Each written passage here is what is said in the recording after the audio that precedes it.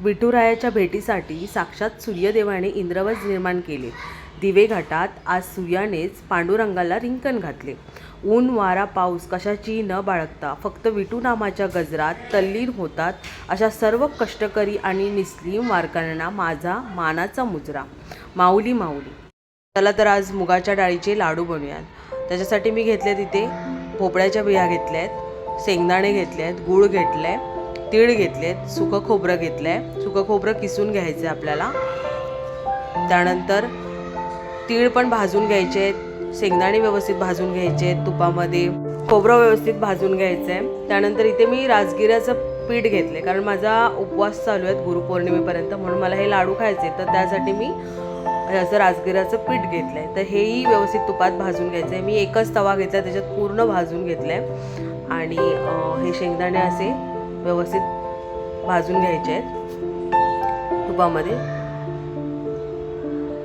त्यानंतर मेथी दाणे व्यवस्थित भाजून घ्यायचे आहेत. मग भोपळ्याच्या बिया त्याही मी एकदम गरम करून घेतले आहेत. आणि नंतर हे थोडं थोडं करून सगळं मिक्सरला लावते. हे शेंगदाणे मी मिक्सरला लावून घेतले, तीळ व्यवस्थित भाजून मिक्सरला लावून घ्यायचे.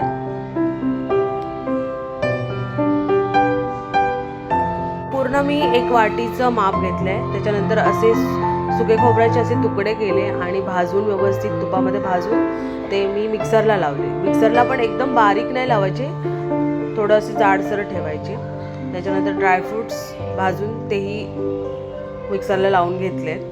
व्यवस्थित किसून घ्यायचे आपल्याला. इथे मी त्याच तव्यात मी तूप घेतले आणि तुपाला व्यवस्थित कड यायला द्यायचा, म्हणजे उकळ यायला द्यायची.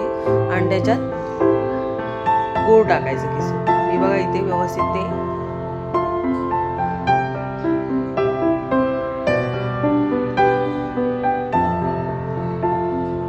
मग याच्यामध्ये गूळ घेतले आणि गुळाला व्यवस्थित उकळ यायला द्यायची.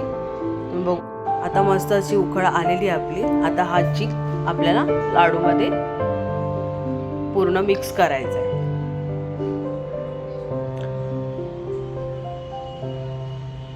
आणि लाडू असे गरम असताना जरा वळायला घ्यायचे, नाहीतर नंतर मग एकदम फुसफुशीत होतात. तर पहिलं गरम असतानाच तरच ते व्यवस्थित वळतात.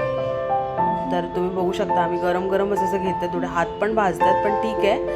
तर पटापट आम्ही बनवायला सुरुवात केली. ते तुम्ही बघू शकता छान असे लाडू आमचे रेडी झाले.